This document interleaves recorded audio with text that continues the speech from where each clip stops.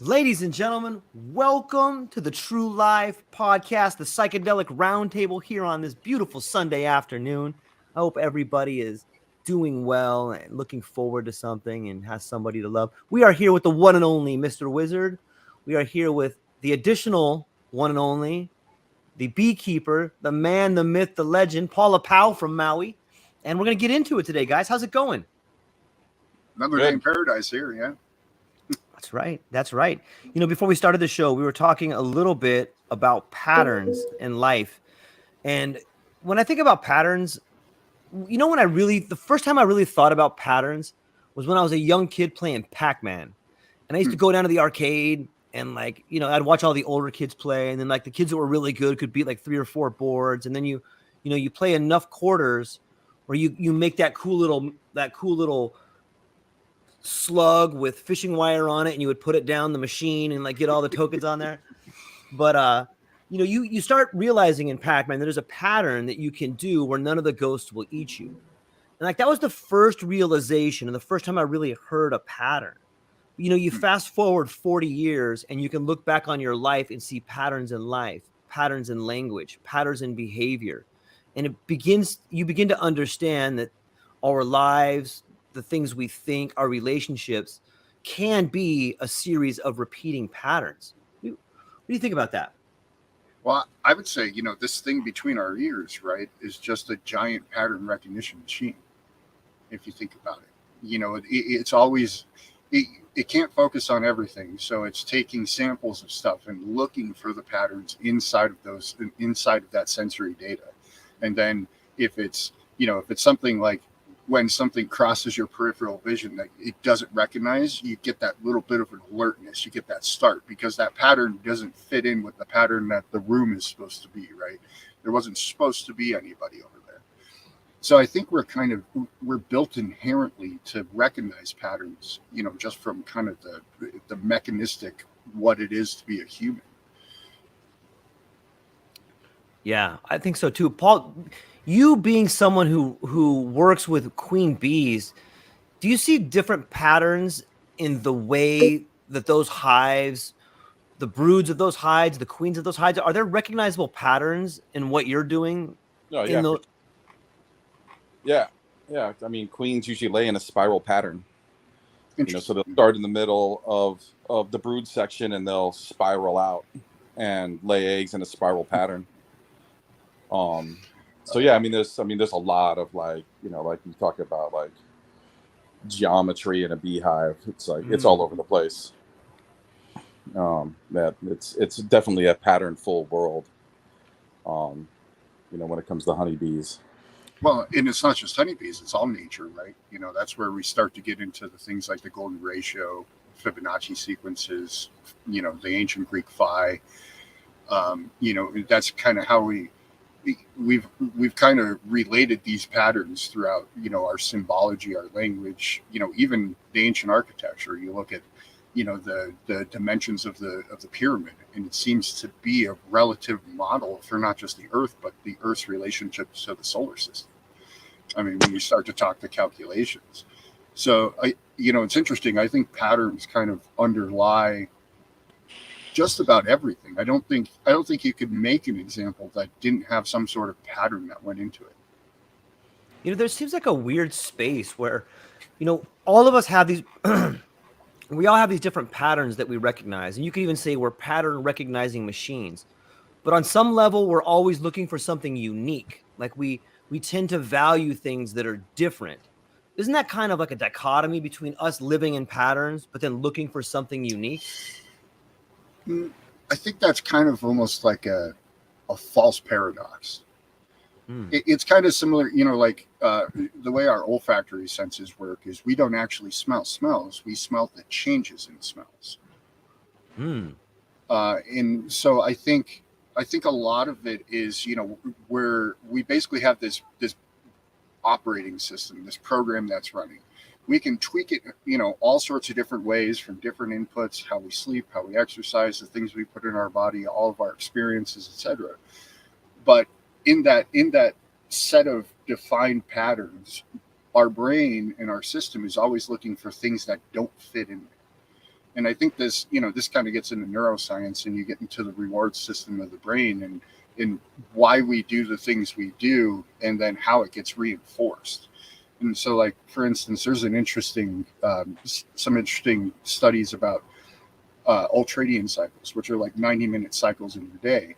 And they found that if you go and work out really intensely for that 90-minute cycle, and then you just rest and do nothing, just kind of almost sleep, but just kind of like a meditative rest, your mind plays back in reverse the last hour and a half. And it's looking for what you felt good about, what you might have felt wasn't air, and it's encoding those into how you're going to perform next time. That's a beautiful example. But can you explain how we can use that in our life? Like, can you give me an example of how to put that in there? Sure. So, I mean, it's, if you're out for a run, because I have a lot of running experience, right. And you're finding yourself like gassing out or whatnot, or you take a bad step, you're actually, what's going to happen is, if you do this right, your mind is going to recognize what that bad step was, associate the pain with it, and then create pathways, if they're there, for because you have different experiences of not taking that bad step, and it's going to reinforce all of that behavior. So not just the not taking the bad step, but the cascade of events that leads up to it. And that's kind of that encoding process. And so presumably that, your body becomes more prepared for the next workout? Correct. And then so when it encounters that again, it's less likely to make the same mistake. Oh, that's pretty interesting. Obviously this is an equation, right? This is right. There's variables in it. So that's not the only thing that's in play. I mean, if you're drunk, you're going to override all of that, and you're probably going to stumble and hurt yourself anyway. That's why, drunk people are still drunk people. There's variables in the equation, but the underlying kind of, forward motion of what we do to kind of move throughout day to day and plan and associate and what to focus on and what not to focus on is through that process. At least as far as I have taken in with the research. So is it more effective for vigorous types of activities? It's actually not. It can be, well, I guess it could be mentally vigorous. It could be physically vigorous. It could just be whatever you're doing. It could be, it doesn't necessarily have to be vigorous. It could be also like memorizing guitar chords. And then, anything like that, any sort of thing that's going to involve any sort of neurocircuits. I wonder if yeah, go ahead, George. What about like relationships? Like, it seems it works in the opposite way with relationships. Like, it's not recording the best thing. Like, cause I know some people that just constantly make the same mistake over and over in relationships. Well, so this starts to get it. So that's the underlying, like, the physical mechanisms. And then we have these top-down mechanisms of control through like our neocortex and all these other things where, that's where our emotions come into play. And, that gets processed into this equation. And, we all know emotions play a pretty strong role in how we feel about a situation, how we react to a situation. So in an unhealthy relationship, I think you wouldn't see a lot of that. But I think in a healthy relationship, if you were to step back, you would be able to pull out and be like, oh, my partner doesn't like when I do this. And so I haven't done this. And I didn't make a big effort out of it, but it was just something that naturally came to me because my emotional state was, I don't want to screw over my partner. I'm not emotionally hurt about this. So let's change my behavior. And those things can be, very much subconscious. Interesting. Wow. So I wonder what the effect would be.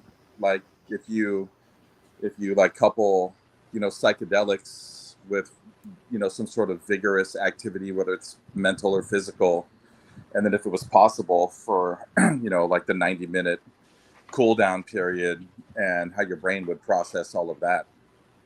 Well, because we're actually unlocking and using and accessing different parts of our brain that, that we're not doing, at least, consciously, while we're, like lifting weights or going for a run or, doing mathematical equations. So, those are all kind of correlated a little bit. So like lifting weights is a great example for this. We all know you lift heavier weights, you get bigger muscles. There's that resistance training in there, right? And so when it's the same idea, you're kind of programming these neural pathways, you're working them out, you're flexing them. And so under a psychedelic experience, when you have all these novel pathways and connections between different parts of the brain, I think when we, especially if you do this at a repetitive rate, you reinforce those neural pathways. And in that reinforcement, all sorts of different things could be potentially possible. Now, I don't think people are going to start flying anytime soon, because, there's still the laws of physics that we deem the laws of physics. But I think there's a lot to be said for human potential. So you think that those pathways become more available to us? The more you use it, just like the more you lift weights, the easier it is to lift weight. Right, but without the use of psychedelics, like they become more available. Yeah, absolutely. Because you have to figure some of these novel connections and the rearrangement of connections in the brain, some of them are going to be very ephemeral. They're going to just dissipate. Others, as we know, if we reflect on these experiences, you still have a touch of that. There's still something there. You can access it a bit. And the more you just like flexing a muscle, the more you work out that muscle, that neuroscience muscle, the more ability you have to access and use that firing of bioelectricity, biomechanics. So any of you guys know anybody who's doing any sort of research work on this? Me too. I am. This guy. And you are? I have like a journal, and I'm far from a scientist, although I play one on my podcast at times to time. But here's the way that I see it in my mind. Everybody's gone skiing before, and if you've gone skiing, maybe you've been lucky enough to get fresh tracks. Like you go up on the chairlift the first thing in the morning, and you're the first person to cut a groove into the snow. That's kind of the same way the connections are being made. The first time you go down the snow, you know what? You're kind of fishtailing a little bit because there's no grooves. But by midday, that trail that someone cut, it's all iced over, and the water's flowing down. You can see the mud. It's the same way your thoughts move through your brain. And I think the psychedelics allow you to get sort of like a fresh tracks for it. And I want to add to that. Like, that's wonderful. Yeah, I believe that it can be even more enhanced. I think that if you're going to use psychedelics in any sort of human optimization program, that you would best be served by stacking it with human growth hormone, and for guys, testosterone, because I think that those two work in conjunction with one another. It'd be like going down fresh tracks with you and a snowmobile behind you or in front of you, maybe. And so I've taken a journal, and I feel that during the height of a psychedelic experience, you have this overwhelming sensation of a height of awareness. And that, in my opinion, is the new trails being cut. Hey, whoa, I'm having this new thought, or I'm having this new emotion about this thing. That's a new connection being made in real time. And then when you're through your trip, you come down on this psychological bent where you start thinking about things. You're like, oh, I wonder why that is. That's you strengthening that passageway. And tomorrow, it may not be as deep tomorrow. It may have scabbed over in a way, but it's still there. Or if you want another metaphor, it's like going hiking for the first time and taking ribbons with you and making your own trail. You got to take the ribbons the first few times so you can mark it. But, in a month or 2 months, if it's a good trail and you've gotten access to it, pretty soon you don't need those ribbons because you can just follow the footpath. Right. No, that's a wonderful analogy. Well said. I think the fresh tracks in powder is a beautiful way to look at it, because that's very much what's happening. And then, to extend that a little bit more, now you go back 2 days later, right? So now I've had 2 days from my trip. Now I go back 2 days later.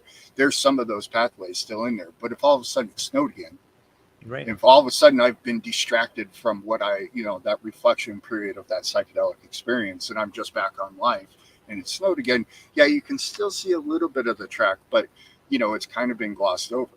But if you were to go up every single day and rewrite that same track, that's your track. Just like going up and planning the hiking, eventually you get that trail that's just a defined trail through the woods. This is exactly why I think that this is the power behind the idea of people coaching or people being someone you go to learn. And I know we don't all agree, or maybe we do agree that coaching is something, but someone who has experience in something can at least point people in the right direction. Hey, keep your nose up. Hey, lean back a little bit. You can't tell them which trail to take, but you can instruct them on some of the obstacles that may be in their way. And I think that, Paul and I were talking about this last night, Ben. The idea of coaching, the idea of having someone there, I'm not sure I can understand why you would need somebody more than once as like a coach or something like that. What do you think? I think that really depends on the person receiving the coaching and what they're, because I would argue you don't need a coach if you're willing to just do it, go full bore. You're going to make a lot of mistakes. You might even hurt yourself, but as long as you're willing to commit to that, you don't necessarily need a coach. But I don't think everybody has the time or necessarily the emotional availability to do that for themselves. I mean, a lot of people are locked up in so many different things. And so I think that's where, the idea of a coach, the idea of a shaman in older days, I think that's where they kind of come into play, is they're kind of the facilitator, the bridge between those two worlds. It's like going to, I'm sorry. The ferryman. Yeah, the ferryman. Yeah. That's a good point. It's like going to Squaw Valley. I'm going to run the bunny hill twice, and then I'm going to get somebody to teach me how to go down the big hill. Instead of just going up at the diamond and being like, I'm going to go. I'm probably going to crash, but I'm going to go. Right. But it's kind of the same idea as throwing a kid in the water. Yeah, they're going to drown, but they're going to learn in drowning that they don't want to drown. And so how do I not drown? I start to flail and I get up and I learn how to swim. I think, and we could probably find an exceptional amount of examples throughout, kids and raising and all of this stuff. But I think there is a need for coaching in the world, because not everybody has all the answers all the time. Even if you have the knowledge, sometimes your emotional state can take you out of the ability to be able to recognize that. Just look at like shock, for instance, right? When people go into shock, that it shuts off. There is no rationality anymore. Paul had a really good idea for a retreat. Paul, can you share that idea? Yeah, I'm not a retreat type of person. Mm-hmm. It's like, I don't know. So I don't really believe in retreats. I'm not. Yeah. So I mean, I hear about people's experience with retreats, right? And Kev shared one when he was, a few weeks ago on here about, like sitting in a tent doing and just like some guy breathing on him, and like all you can think is like, it's freaking hot in here and I need to get the hell out of here, type of situation. And to me, it's like, I talk to people who go on retreats, and that's kind of typical for like, it doesn't matter like what they're doing. There's like, seems to be some sort of level of like somebody coming at you with like what you need to be doing, or, some level of uncomfort, so that you can accomplish this goal that you set out to do while you're on this retreat. And so, my idea with the retreat was like, come to me, give me $500. I'll kick you in the balls. You go home and, that we save a lot of time. You know what? For some people, that might be surprisingly effective. But we were talking about it last night a little bit. No, I agree. I've never been a retreat guy. I've never been. It was, and I would even go even further than that. I remember showing up to high school for the first time, and all the incoming freshmen knew the song of the high school. And I was like, what is this? Did you all go to summer camp to learn this shit? Like, what are we doing here? Like, I just showed up like 5 minutes ago. Everybody's singing it, and I'm like, oh gosh. And I've always had that same kind of response to everything. It's like, I've never been a fan. I don't indulge in fandom. It was never my thing. So, but at the same time, I think a lot of those retreats are just money grabs. And I think if we're really being honest with the situation, what's happening, I'd say 99% of them, maybe 9.9% of them are probably money grabs. I think whenever you're taking like this idea that we can have this group experience that's supposed to be this very personalized, reflective, I'm looking in my own personal mirror, kind of experience that psychedelics gives, and then you thrust a group into it. I don't know that that's always a great idea. In fact, I would argue it's probably not a great idea most of the time. Now, will people get some benefit from it? I mean, if you've never gone to camp and been around people and had that camaraderie, and then you have the psychedelic experience, you're probably going to love the hell out of it. Why wouldn't you, right?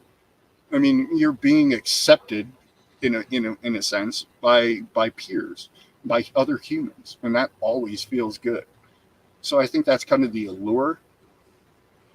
And then you have these celebrities who then, it changed my life. And it gets conflated. For sure. Yeah, I'm sorry, go ahead, Paul. Yeah, go ahead, George. I'm good. I'm a big fan of language, and it's so interesting to me how sometimes the writing is on the wall. Like when you think of history, you think of his story. Oh, it's some stories that people made up. When I think of people going on a retreat, I think of the word retreat. Like, where is the strength in retreating? Like, retreating means you're running away. Retreating is something that is not something that you should strive to do. You shouldn't strive to retreat. Retreat is something you do when you don't have any other things that you can do. You're going to retreat. We're going to run away. So there's another etymology to that too, though. Okay. Because you have re as a root, meaning to repeat, and then you have treat as in like maybe treating a wound. But then you could also even have treat as in treating oneself, right? And so I think, to your point, I think the language is very important. Words are important. I think, depending on who is guiding the people down that path will determine very much what sort of retreat they're experiencing. But I would push back on that and say, if you're going to retreat someone, that means the first treatment didn't work. So the treatment you're retreating someone with something that didn't work. Right. Yeah, right. And well, but here's the thing. Sometimes you need to, like when you, for instance, like if we're taking antibiotic or you're dressing the wound, right? You redress the wound because you don't want it to get infected because it's not healed yet. So, I think you could wordplay yourself, in a lot of different ways into this, I think, but but at the same time, I don't really think retreat ever really, it doesn't really jump over the bridge to that personal experience. Yeah. It could be a better explanation. I think that maybe a men's group or something is a little more masculinity to it, or, some sort of the Elks Club. How about the mystery schools, right? Yeah. You heard this new Achilles that's going around. Anybody read it? What's that? Okay, Ben, I'm going to share a story with you, and you tell me what you think, okay? All right. I got some cool friends. You guys are obviously some of them. And just like you guys, these gentlemen like to read. And so every now and then I'll stop by their house and we'll talk about different books. And about a month ago, I stopped by these guys' house and they go, "Oh, George, how's it going? Little cocktail talk, chit chat. Hey, have you George, you've read like the Iliad, the Odyssey, the Homeric verses?" "Oh, yeah, I love those, man. I really enjoy it. I'm a big Joseph Campbell fan, so I'm a fan of myth." And my friend comes out and he's got this book and he goes, "George, I got this book for you. You're going to love it." I go, "Really?" He goes, "Yeah, it's called Achilles. You know that story, right?" I go, "Yeah, fantastic." And he goes, "Well, this one's a little different." I'm like, "Really? How?" And he's like, "Well, in this book, Achilles is a homosexual, and he has a lot of torrid romance affairs with Agamemnon. Like, it's just really gritty." Okay. And I'm like, so it's like Greek mythology fan fiction. Yeah, Okay. yeah, exactly. And I'm like, I kind of like the original version, but I gotta be honest with you, I'm probably not gonna read that. Mm-hmm. And he's like, "Why not?" And I'm like, I got a lot of other stuff I can read, and to be honest, like I just that doesn't something that appeals to me. I'm not saying it's bad, but it doesn't appeal to me. And he's like, "Well, have you seen Brokeback Mountain?" And I'm like, "Nope, I haven't seen that." And then he hits this. He goes, Do you think that maybe it's because you're homophobic? Yeah, I saw that one coming. Dude. And Yeah. I was like, I was so offended in some ways, you know, and Well, I you was like, should be. You man, should be a little offended. yeah, Because, yeah, you should be a little offended. yeah. And so, you know, I thought about, he goes, why don't you just take the book and just give it a read? And, you know, I'm out and like his wife was up there and she's like, oh, don't, just leave George alone. And I'm like, yeah, it's fine. Thinking like, leave me alone, dude. But I take the book because I'm a nice guy. And I take it and I put it in my truck and in my work truck. And I just set it on the back shelf there. And I kind of forget about it. But as I'm just driving, thinking about all this stuff, and I'm like, man, that's so crazy. Like, I'm totally not that way. In fact, what, you know, so I just thought about it for a while. And then another week goes by and I went back to their house and he comes out, hey, George, did you read that book? And I go, you know what? I did not read it. As a matter of fact, I have it right here. But I did think about what you told me. And the more that I thought about what you told me and how you told me, I realized what you were telling me. And so I would like to give this book back to you and tell you that I just want to be your friend, that I'm not like that. You know, and it was like, he just looked at me like, well played. But that was on my mind. Like, I don't know why, like that. It was a funny story to me, you know?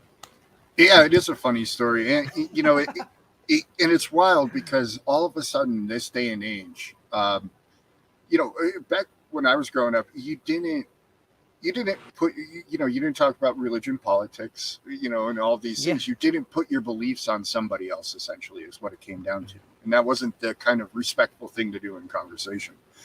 But now it's, if you don't hold my belief, there must be something wrong with you. And that's a concurrent part of conversation, especially the conversations that are kind of dictating policy, which is very scary. You know, but it's a wild thing. And you're not homophobic for not wanting to watch Brokeback Mountain.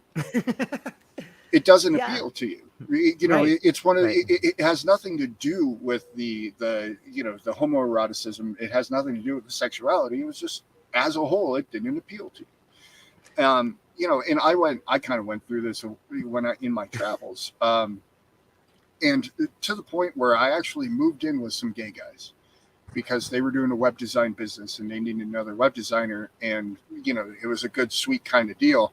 And so I was like, you know what? I'm not homophobic. I'm just gonna go see how this is. You know, and then from a scientist perspective, I get a view of something that, you know, I'm living with these guys, right? And you know, I've lived with a lot of women, but I'll tell you, you know, the passive aggressive nature in that house was, I couldn't handle it. I mean, it was eventually, it was like, you know, I would show up to the sink and there's notes left on the pots. It's like, this is still dirty. And I'm like, oh, what the fuck? I'm like, oh man, oh shit. It was a catastrophe eventually. And I was, you know, we parted ways as friends, but you know, after about a month of living there, I realized, wow, that's just an entirely different lifestyle. That just isn't me. Right. Yeah. It's an interesting concept to think about. It's just weird how different people have different ways of trying to validate how they feel by getting other people to do things. You know what I mean? In some ways, I think that's people are trying to say, hey, I've done these things. Why don't you do them? Well, that's what you use when you don't have the intellectual argument, when you don't have the evidence, when you don't have the knowledge to support whatever your philosophical foundation is on life.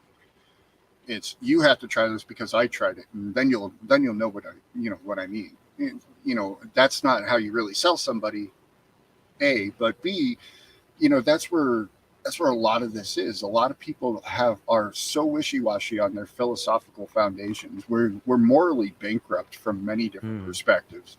You know, ethics, who knows what ethics is anymore? You'll get 20 definitions from 20 different professors these days. You know, the Hippocratic Oath, what's that now? Right? You know, these are all of these things are, you know, we've gone into the realms of absurdity on all of them, it seems. You know, something, Ben, something that you said about people having conversations about, you know, religion and politics and money and stuff like that, and they weren't really like, you know, like those are conversations that people frowned upon Mhm. and in a lot of ways still do frown upon amongst, like, friends or coworkers or whatever. I Right. don't know. I would have to disagree. I don't think that the intent of those, of like telling people these aren't things that we talk about amongst friends, is because of offending somebody. Well, putting your belief system onto somebody else. I think it has everything to do with the fact that most people aren't equipped to have those types of conversations. Conversations that have a higher probability of becoming emotional. I And don't think you're wrong at all. But I would say because of that, then people are less likely to want to have those conversations because there's kind of the underlying knowledge that that's where it's going to end up, is right, in some sort of and emotional state, right? yeah, and that's a shame. I mean, don't you think, like, you know we should be better equipping people in this country, especially like young people, to be 100%. able to have conversations like that, where, there's a chance that can become emotional. But how do you know what I mean? How do you, spot that it's becoming emotional? How do you understand, like, when the conversation is going off the rails? I think, to me, that's the difference between, like, back in the day, these conversations were for gentlemen, Right. right? Like, this was for gentlemanly. This was gentlemanly conversation, and I don't think it was mostly because people would have disagreements that were irreconcilable. I think it's because they understood, like, when we talk about debate, when we talk about having proper discussions with people, that their educational background armed them, equipped them to be able to have these conversations in a manner that kept you know emotion out of it. But Whereas, like, nowadays, there's so many people that just aren't able to even have the most basic conversations, like left Twix and right Twix, without getting emotional about it, because they wait, don't you don't need them understand. at the same time? What? Yeah, right. You don't even at the same time. But you know what I'm saying? And so Yes. it's like, the society has always said this. Like, my parents said this to me when I was a kid, like, oh, it's stuff you don't talk about. And it's like, as I got older, I was like, well, why not? Why not? Yeah. Should be Well, no reason why we can't have these discussions if everybody learns how to have a proper discussion. right. Hence, But well, and hence our discussions, right? If you look at the main topics of what we talked about, we pretty much broach all those every single episode. And we managed to do it without berating each other and being dicks. And so it's leading by example at some point. But I think one of the points you made in there is that it was reserved for people who had the intellectual and emotional capacity to talk about these. And I think a lot of that reason was because you would actually get people who would be so emotionally distraught that it would ruin relationships, it would cause feuds, it would cause murders. Especially when you have people who are very much attached to these ideals, and then all of a sudden somebody's like, oh no, yeah, that's kind of silly, don't you think? People have been yeah, shot for that many times. Crusades have been waged over this. This is something that we have a lot of history of killing each other over when we have these sorts of disagreements and aren't able to come to an intellectual table and discuss them. And to further that point, we've talked a little bit about it before. The average education level in the United States is sixth grade. 20% of people, 18% of people are potentially illiterate in this country. That does not breed a great conversation ground typically. And that's by design. Like that was, if you look oh, back at, yeah, Well, it here you was. go. Well, it was. Here's what I know. If you look back to the Prussian school model that was brought in by, like, John Dewey and all this stuff, just look at the way in which schools are taught. This is the Prussian school model. And it was said that we don't need to teach kids. Like, there was stuff purposely left out, and that was critical thinking. That was this idea to handle conversations. We don't need artists. We don't need poets. We need workers. That's what was decided at the turn of the century, where you're going to have people come in. There's going to be one person that stands in front of the class, and they're going to treat them in a Pavlovian methodology, An where appeal they to authority. stimulus first and appeal to authority. We're not going to teach them this. They're not going to learn through literature because they're not going to read literature. They don't need to know that. They need to know how to read to this level, and that's it. We don't want them being there. And if you look at it from that angle, why it's like this. There are nuances in conversations where people say, look, I'm sorry that these particular people are dumb. They're probably going to always be dumb. We know what's best for them. That's a fact. That conversation happens all the time. All the time. But you know what? You don't want those people that are dumb to start asking some questions, because that causes problems for you or maybe your kid. That's a huge problem. Just start asking questions about voting. Start asking these questions about any sort of critical thing. And the first thing that happens is you're a conspiracy theorist. All of a sudden, there's an ad hominem attack thrown against you by people that are supposed to be intelligent. The very emergence of a logical fallacy shows you that there's a huge problem facing us. And when you look at things like No Child Left Behind, like I remember in 8th grade, there was a kid driving himself to school, man. Like this was before No Child Left Behind. My friend Rico, man, he had a smoking hot girlfriend. Dude. Like, look at this guy, man. Like 6'2". Like there were kids that got left behind, but they became the badass because they stayed in the same grade and got older and older and older until they couldn't, But the whole idea of these processes is to push people through the program regardless of what they know.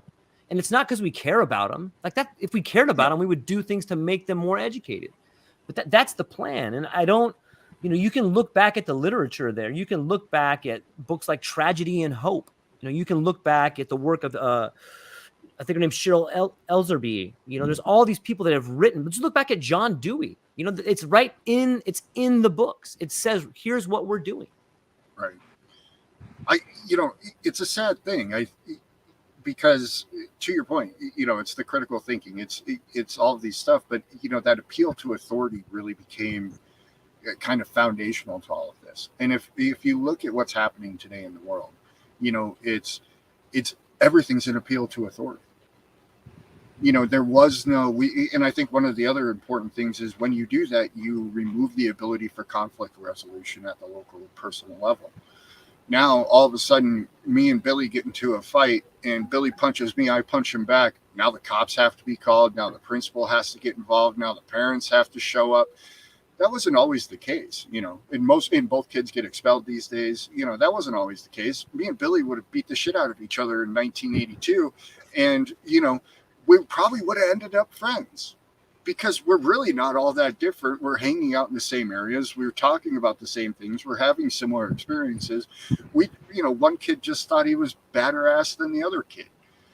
And without having that conflict resolution between people, this is where I think you end up with a lot of this massive dysphoria in the world.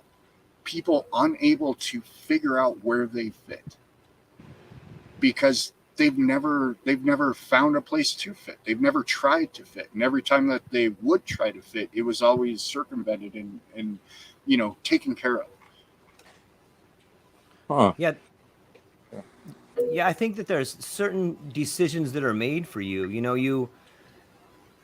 Like if you look at the culture, hey, you can be a plumber, you can be a dentist. There's all these defined paths for you, but you didn't really define any of those paths. Like they're like cookie cutters. Like you can be any of these things. It's kind of like this idea that Paul and I were talking about last night, like the illusion of choice. Like you think you have choice, but you don't really. Like you don't really have the opportunities that you think that you do. I'm not saying you can't make something of yourself. You totally can, but it's an ever dwindling set of choices that faces. Like I don't think the kids today have the choices that we had. I don't think that we had the freedom that our parents had. Just look at bankruptcy laws. When I was a kid, you could declare bankruptcy as many times as you want and start over. But they chopped that right out because that's too many guys on the bottom making it, man. And it's just this idea of consolidation. And when you consolidate, you're taking away choices. The same way that Pepsi or Coca-Cola buys up all these startups. Like that's their method to grow. And they no longer make their own products. They just buy the ones that are coming up that could be competition in the future. And when you do that, you buy up the competition before they can become a threat. You're taking away choices. You're taking those right off the table and slapping your label on it and saying, here you go. I agree mostly, but I would say there's also, there's still the freedom of choice. It's just, there's a different set of consequences associated to it. Because now if I want to go against that monolith of Pepsi or Coca-Cola, I can still do it, but it's probably going to be detrimental to me at a business level, to the point where I might not even be able to make it from a business perspective, right? There's still the choice to do so. The consequences of that choice have changed, however. And the incentives. And the incentives. And the responsibilities.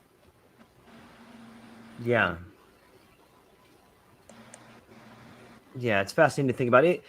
It kind of takes me down this same road of transparency. Like, I've been thinking about this for a while. It seems when, at least in my silly mind, I had always thought that this idea of transparency is what we need. We need transparency in government. We need transparency in the monetary system. And it seems like such a beautiful thing to say, because on the surface, it seems so true. But the more you dive down that rabbit hole, the more you realize that transparency is just a nice word, a nice way of saying surveillance. And those are the transparency, surveillance, and they're kind of similar there. And it seems like transparency was the short dress that the hot girl was wearing, but she's really a daydream, she's really a nightmare, just like a daydream. You know what I mean? Like it seems like it's awesome, but then you're like, wait a minute, this is not what I thought it was. Does that kind of make sense? Yes. Well, I guess it depends on, like, no. I guess it depends on, like, a transparency, and you are equating it to, surveillance. Like, surveillance happening like when something is viewing something else. But there are levels of transparency or types of transparency where the information is freely given, right? The information is being made public in a way so that anybody can view it. It's not like, some giant watchdog situation coming down and trying to gather information so it can be viewed. Okay, can you tell me a time? Can you guys think of a time where transparency doesn't slide into surveillance? I guess that's kind of my friction point. So what are you think, like, like transparent, like people aren't being transparent enough, and so like Big Brother's got to come in and say, like, okay, well, we feel like you're not being transparent enough, and so therefore we're gonna watch you and see what's happening. I mean, I think that's always going to be the case, because there's always going to be whatever you're, if it's an entity or business or government or whatever it is that's trying to be transparent. Hell, I mean, like even, your school or, your workplace, there's always going to be people that aren't satisfied with the level of transparency. And then it's about, like, it comes down to like little things, like, what one person thinks should be made available isn't necessarily what other people are going to feel, needs to be made available. Right. So then the thing gets drawn, then someone's going to sue somebody, take them to court, and then the judge is going to decide whether or not, like some of these things need to be available to people or not, So usually the problem with like transparency is like, yeah, I can come out and say, hey, I'm going to be really transparent. But unless you define what it is you're going to be transparent about, you're not going to satisfy everybody. There's always going to be somebody out there, that's going to think that, you're not doing a good enough job. Well, I think at some level from the top down, it's an abuse of words. Because transparency, if you were to be transparent, there would be no withholding. There would be no side budgets. There would be no black budgets. There would be no things that we don't tell people about because we don't think they can handle it. There would be none of that if there was true transparency. Now, when you get to the true transparency, then you get the pushback of, oh, but then our enemies will take advantage of us. So we can't have true transparency. And that's typically the kind of that dichotomy that happens at kind of a larger level in the world. Interestingly, cryptocurrencies really apply to this because you have something like, we'll start with Bitcoin. Bitcoin is pseudo-anonymous. So if I want to stay anonymous and I work at it, there are ways that I can. However, every single transaction that's ever committed on the Bitcoin network is recorded on a ledger that's available to the public for anybody to go look at. Now, because that exists, there has been born companies that do things called chain analysis. And then they go back and they will, they'll try to connect all of these different accounts to a person type idea. So you have the surveillance mechanism that comes back into the transparency. But then there's other cryptocurrencies that are entirely anonymous. And the only way to break that anonymity is to correlate them to other networks, other purchases, to other, other data sources in order to correlate that information. So I think there's, from a technical point, we're working on this kind of in an interesting way, because I think there is a necessity in society for transparency from the upper echelons down. Otherwise, we end up in the situation we're in. I don't get to determine where my tax dollars go. And if I ask, I'm not going to get an answer, but yet bombs are going to be dropped in Yemen. And it doesn't matter if I can directly say that my dollar went to one of those bombs or not, because I don't have the ability to choose where my dollars go. The assumption is that at least in some part, it went to that, right? So, I mean, you're kind of referencing like transparency within the government type of situation. I mean, where do you draw the line though, right? Like, well, see, that's the thing. People's personnel files, part of that transparency. Well, see, that's the thing. That's the thing, and then you get into like rights of privacy, right? And so this is another interesting aspect that, from a technological standpoint, crypto is working on. So the idea is that there's this whole movement of Web3, is what they call it, which is kind of a shitty name. But the idea is that you use a cryptocurrency wallet to effectively log into websites. They don't have your information, your address, or anything. They just have your cryptocurrency wallet. And that could be an anonymous wallet. And then you can tie all of your medical information to that wallet, where the only way to access that is to provide somebody with a key to access that information. So there's privacy solutions in the works as well. Right. So, I mean, like, well, what you were saying, George, as like, transparency eventually being taken over by, surveillance. Like, I don't know. I mean, I think there's always going to be that kind of element, but I think I feel like, like even your own personal life, whether it's your business, your place of work, like those things are always going to be limited. Not everything should be available to everybody all the time. That's an interesting statement. What do you think about that statement, George? Not which part of it? Not everything should be available all the time. Yeah.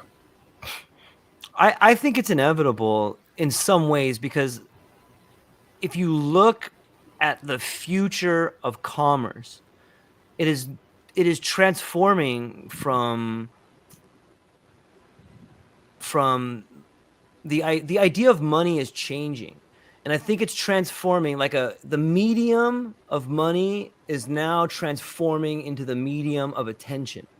And in order to monetize that attention, you must, how can you manage what you don't measure? And the future, the blue ocean strategies of the future are all in behavior. They're all in consumption of things on the internet. They're in consumption of ideas. It's like almost the ephemeral. We're getting further and further abstract. And so I think that is what you see Google doing. I think that's what, in order for this dream of technocratic takeover, you must quantify everything. You must break it down. And the only way to do that is to drill in to the individual, to drill into everything and look at it. Because you can't manage what you don't measure. And so this idea of transparency is a gateway drug to surveillance, because surveillance is the foundation of the next level of commerce. It's surveillance capitalism. If you think about it from that aspect, in order to have this new world of strategy, Paul, you had told me the other night, the best way, capitalism must continue to exploit. It must continue to grow. And we're at a point where it has exploited the resources on the planet. Well, the next possible area to get into is to exploit the areas of the mind, is to exploit the abstract. The same way that the white people told the Indians, we want to buy your land. Now, too, are we coming up with ideas like, I'm going to buy your air.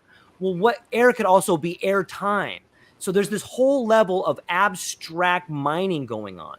And it's based on the idea of surveillance, because that's the only way to get the information out. Well, I mean, look, I mean, Ben just told us that the average education level of Americans is 6th grade. That's pretty fucking scary. All right. And I so like know. that makes me think like there's so much information out there. Like what do we need? We need transparency and government at work. So why? Like Ronnie Chang, you know what I mean? The comedian is out there saying you got a bunch of D students running around out there, requiring peer-reviewed scientific information, in order to, make decisions on their health or whatever it may be in life. And these people out there, these students are out there podcasting now since the pandemic, right? And they're trying to tell people what to think, and they think they know. And the problem is these people aren't smart enough for transparency. Too much information from that for those types of people aren't good for any of us.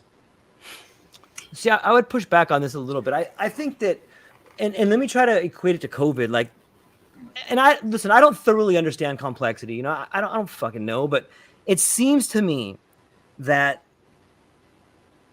the level of information that is out there, it's not so much transparent as it is what's the opposite of transparent? Like obfuscated. Obfuscated. Yeah, like, so there's all this information out there, so you can't see the truth. Like, you just have this wave of bullshit coming at you. There's like, think about the idea of the uninterrupted presence of the visible. You know what I mean by that? Like, no matter where you turn, like here in Hawaii, we're lucky because we don't have billboards. But when I go back to California, there's fucking billboards everywhere. There's like, boom, look at this on TV. Look at this magazine. Look at this person wearing this flashy thing. That guy's got a Beamer. He's got a Tesla. This guy's telling me how much money he makes. Like, there is just this uninterrupted stream of things competing for your attention. Like, you don't even have time to think. It's almost pornographic in a way because you can't stop, man. It's on you. And that, to me, is the opposite of transparency while claiming to be transparent. Look, we're showing you everything. No, you're showing me so much, but you're showing me everything but the truth because you don't want me to see it. And so I think that this idea of everything being bombarded on you is a way to stop you from seeing clearly, which would be transparency. Does that kind of make sense? Well, it's like Zach De La Rocha, right? Rage Against the Machine, come and play, forget about the movement. Yeah, exactly. I mean, it's an idea, but it's like, to me, it's these things aren't out, like, people are out there just doing what they do. And if while doing what they do, they're creating distractions in life for everybody else, you know what I mean? Well, that's everybody else's problem. Like, we need to figure out, or you need to figure out as a person how to freaking, put all that noise aside and focus in on what it is you need to do, or what it is you want to learn, or how it is you want to see the world. It's like, again, we go back to the 6th grade education people. Yeah. That stuff works on 6th grade education people. You know what I mean? The election was stolen. That type of shit works on 6th grade education people. People that are unbelievably gullible, like Joe Rogan. That shit works on him. So it's like this is like the point to me, like, of the podcast that we're doing here, like, use of psychedelics, building a foundation of knowledge and being able to, like, form your own opinion and find your own way without being distracted by all the bullshit. Yes. I still don't think Joe. Go ahead. What you got? Oh, I had a bunch of points in there. By the way, Joe, I love you. If you ever see this, please invite me on your podcast. Just kidding. I think there's a very interesting nuance to this that we haven't really touched on yet, and I think it's who's kind of pulling the strings for what is and what is not transparent, because that's an important part of this equation. Now, if imagine a thought experiment. We're all sitting in a community together, and it's pretty transparent because we all live next to each other. There's no strangers in the community. Everybody can hear everybody shout.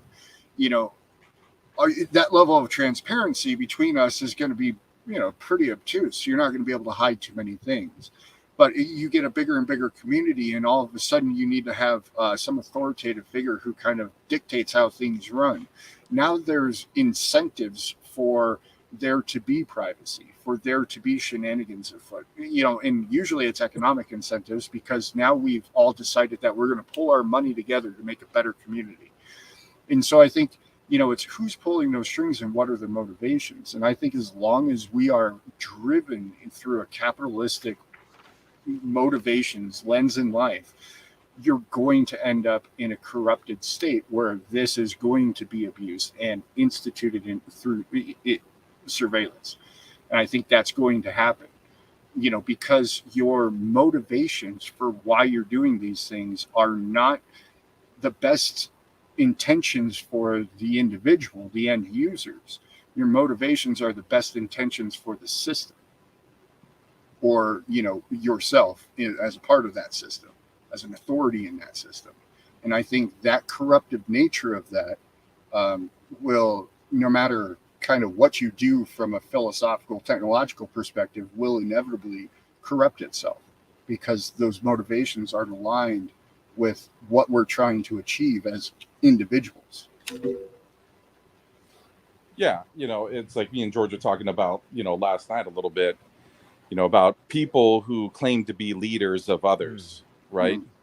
And these people, some of them are morally bankrupt, but they have the ability to go out and actually talk to people, Right. whether they're, right or wrong, or, whether they have, good or bad motives.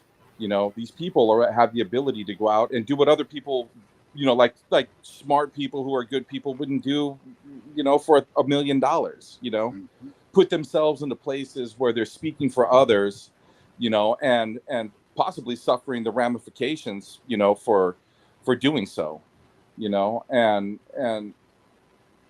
when we think about, like you were talking about like a community type of place, like most of those decisions that people make in a capitalistic world, like, the Joe Blow, the bureaucrat who's sitting there behind some desk, pushing paper all day, is out doing it because they basically want to serve themselves.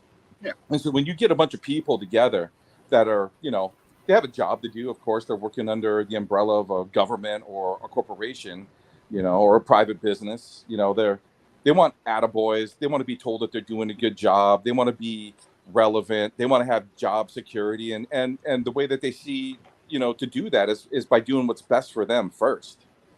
And Right. So what happens is you magnify that by many millions over, across the country. And you end up with a situation that isn't so good. You end up in a situation that I don't think that was intended to be bad, but, becomes that way because it's a reflection of people, whether it's, your community that you're building and you want to have rules and laws or whatever it is, or the business or the government that you work for. You can't take selfishness out of the equation. You're never going to be able to do that. I wouldn't say never. I think, a thought experiment. I think if you were to Yeah. have a society that had a different philosophy, that was raised on that philosophy, had a different mechanistic way to interact with the world that wasn't purely capitalism, I think you might see different results. However, I would say yes, in the sense of what we have options in today's world, I don't think you see a change. I don't think that changes. No, I mean, I don't think so either, and so this brings me back to what we were talking about earlier with having the memory, of an exhaustive run or a mental workout or whatever it may be. And then your body playing that in reverse, your mind playing that in reverse, so it can learn the things, that might have tripped you up during that run, or, something that you passed that smelled funny that, you may want to avoid next time, or, things that, you're not always aware of, but your body, your body's bringing these things in, and then you're taking this time to process, that I believe that, through the use of psychedelics, like even at a low level, that you could begin to change, people's perspective or how they would perform their duties in the workplace, so that the collective, right, isn't me, I got to serve myself under the umbrella of whatever I'm working under, and I'm this little tiny drop in this giant lake of shit, right? To where you can change it to where people actually change their motives and people are actually viewing the jobs that they do more holistically, more communally, and not so individually.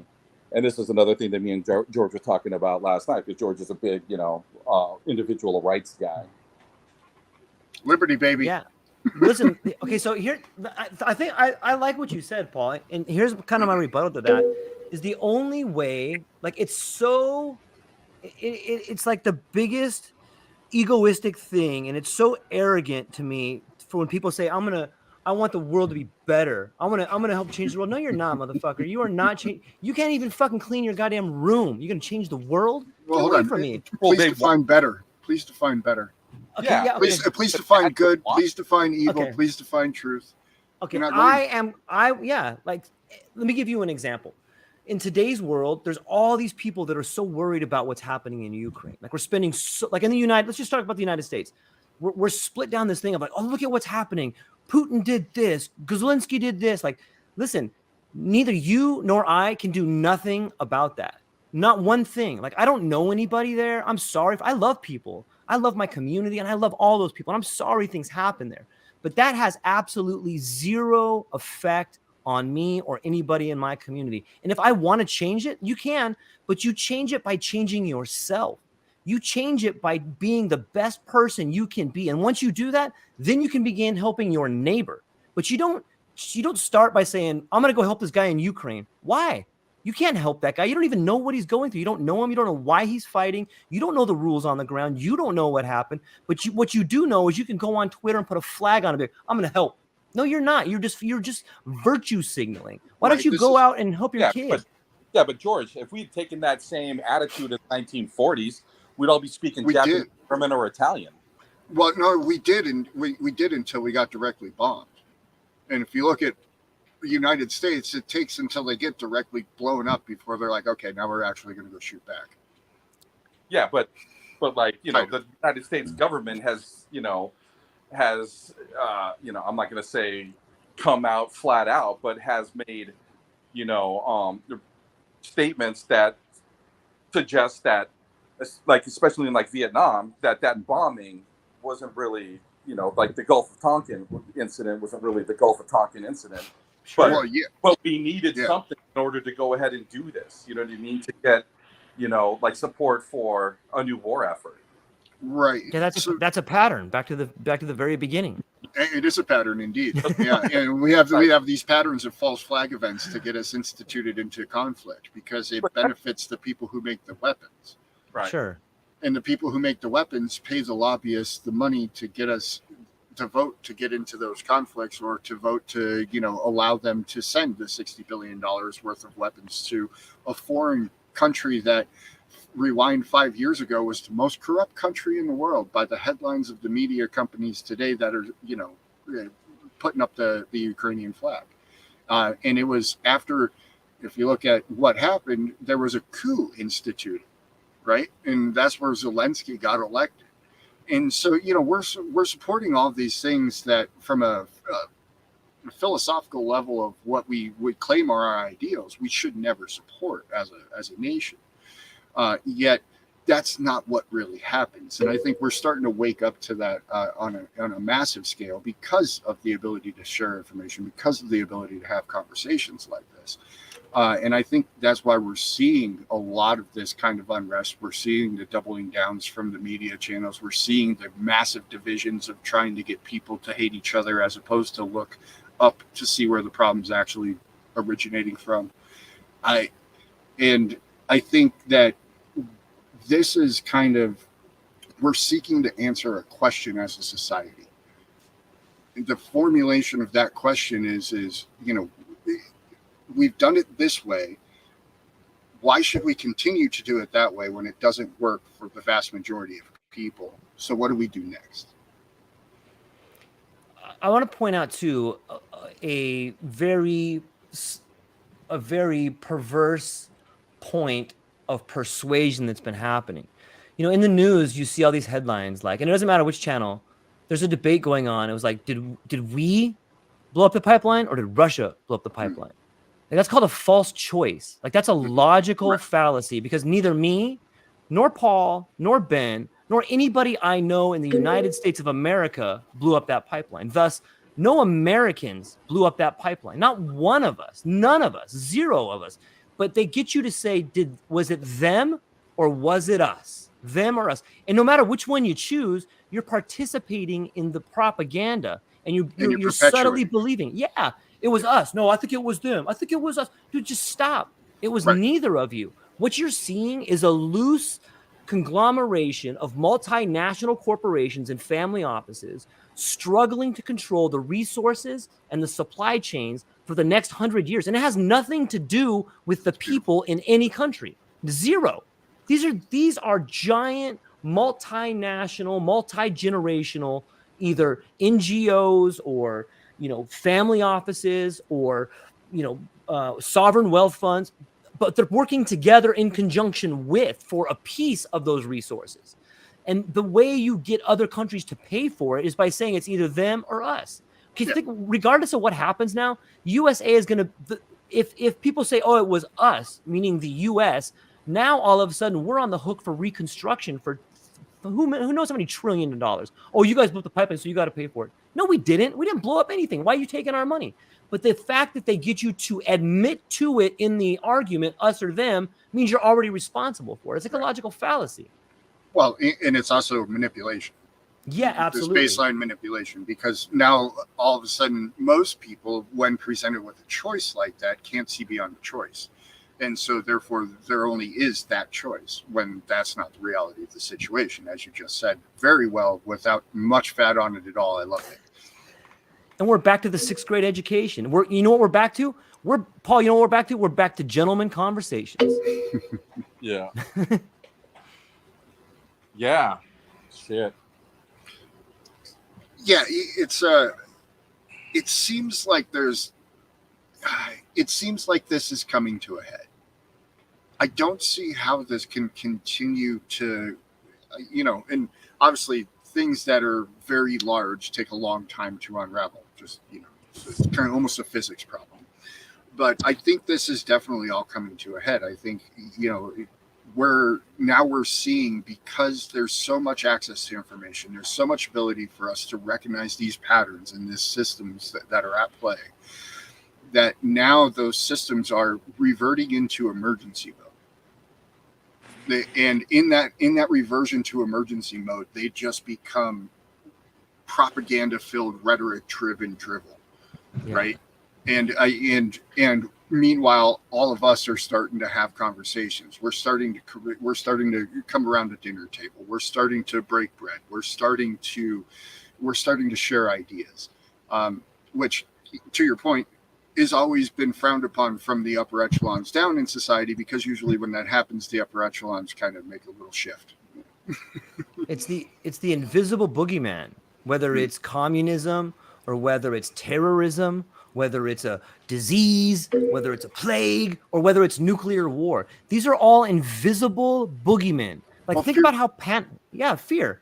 When you live in a state of fear, you're in fight or flight. You don't think clear. You don't have time to think. And that's part of the process. Like, we're moving faster than we've ever moved before in the world of developing policies and stuff like that. So you must continue to move at that pace. We jump from one cataclysm to the other, but they're all man-made. COVID, nuclear war, terrorism, communism. These are invisible ideas that are given to the people on the bottom, so they shut their mouth, they be scared, and they go hide in their hole. So there was a conversation with Dr. Andrew Huberman the other day, and he was talking about the flight or fight. And he kind of retooled it a little bit, which I thought was just wonderful. And it's not fight or flight. It's the way he said it was, I'm on my heels, I'm retreating, I'm standing my ground, or I'm at a forward state of inertia, forward state of momentum. So that would be kind of the fight. But then if you think about that, we have the phrase paralyzed by fear, right? And I think a lot of people are paralyzed in that middle, just standing on their heel, standing on square feet with nowhere to go and no idea if they should retreat or move forward. And I think that is the most advantageous state to have a human being in if you want to extract value from them. Because they're not running away from you. They're just standing right there. Yeah. And it's on all levels. Yeah. It's nuclear war. It is a monetary issue. Like, no matter where you turn, like, I've noticed this as someone who goes out and, like, I'll probably have 100 conversations a day when I'm working. You know, I do at least 150 stops. I probably talk to at least 100 people.